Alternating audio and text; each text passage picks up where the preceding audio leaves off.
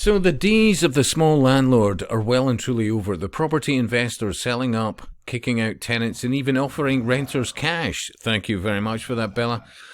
To leave ahead of Keir Starmer's, thank you very much for that, Bella. Capital gains tax raid. Last word, freak. What you like?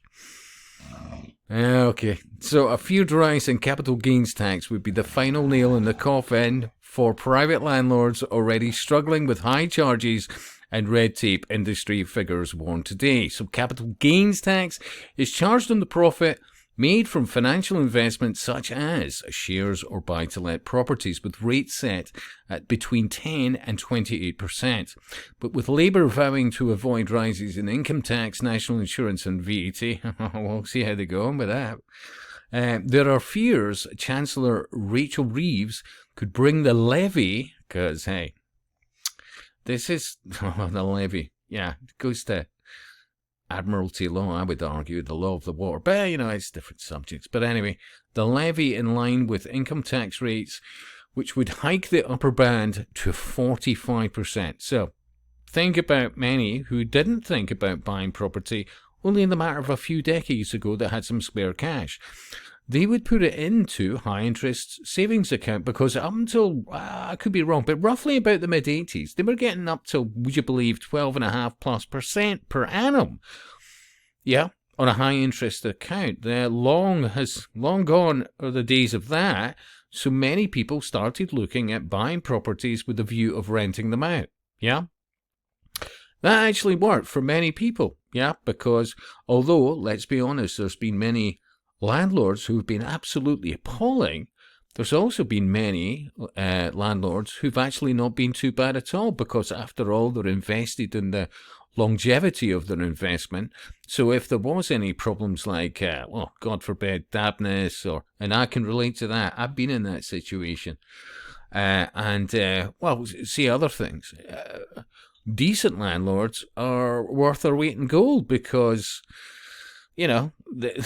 decent landlords generally don't charge too much because they look to their long-term investment and rather would have somebody who they're confident pays every month and on time, every time. Yeah, that no matter what doubts are going on in their lives, their tenants is not one of them. That's the ideal situation, yeah?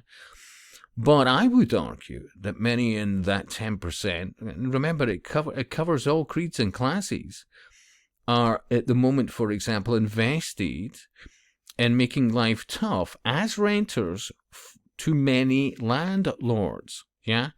Who I would say there is a good chance that they are networked with the councils, because the councils seem to be looking after appalling tenants. Not great tenants, appalling tenants, right?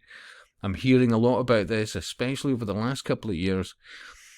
And most people don't look at these kind of things. They really, truly don't, yeah? Because your options are very limited. But be assured of that, because what people have seemed to ignored for the last few decades is the onset of the public-private partnerships, these housing associations. And then, of course, their policies and procedures, because it's based on corporate law, which you could argue is basically maritime admiralty. But anyway, it's another subject. But my point is that over time, collectively, you have less and less rights, because as you get forced into these housing associations, they'll have a growing book of what you can and cannot do, and then they'll have collectively, because this is 21st century communism, the local party member, the interpretation of that based through these housing associations, and, as everybody find. And then what they'll start doing, which I've already seen over the last few decades in places like Edinburgh, within these housing associations, is they'll start doing things like, they'll put a druggie into like a stair of basically elderly people, yeah? And then they've got problems. And then, of course, it then creates the need for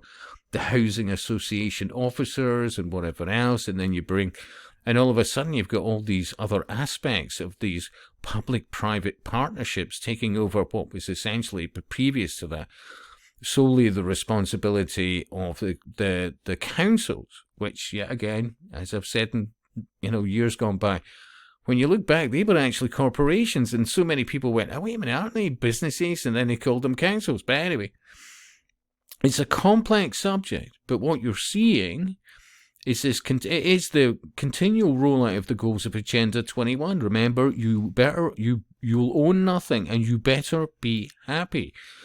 So, on a international scale, never mind national scale, you deindustrialize the West, thus limiting opportunities for generations to come to be able to have a career that can fund and afford the owning of a property and a decent standard of living, because you want to get them into pods. That's where they want to go with this. That's why they've done so much on sci-fi for decades. Yeah, only the captain gets a decent cabin. Oh, and the command staff. Everybody else is brown-nosing, blah, blah, blah, etc., etc. And then, well, dorms and pods and, all the rest of it. It's a complex subject. But this is what they're doing. This is all about what they're doing. In fact, the top comment was some of the largest donors to the Labour Party prior to the election were those working for the biggest and morally worst housing associations.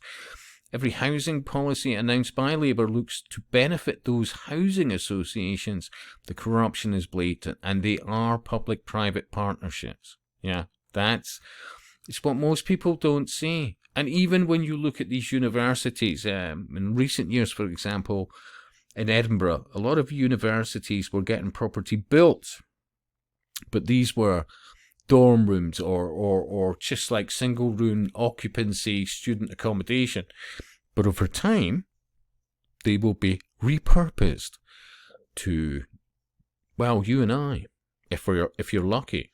They're literally focused on taking away people's ability to control their own lives and pushing them into collectivism, of which even their very accommodation and the roof over their head is dependent on them going with the flow, and then add to that the Chinese-style social credit score system. Remember, think about in these student accommodations repurposed, and they'll have various underling occultists within these places, and they'll be looking through the network, anybody standing out from the crowd, anybody going against what we're doing here, is there anybody not saying and towing the party line? This is 21st century communism. Wait, sorry, you in number 7.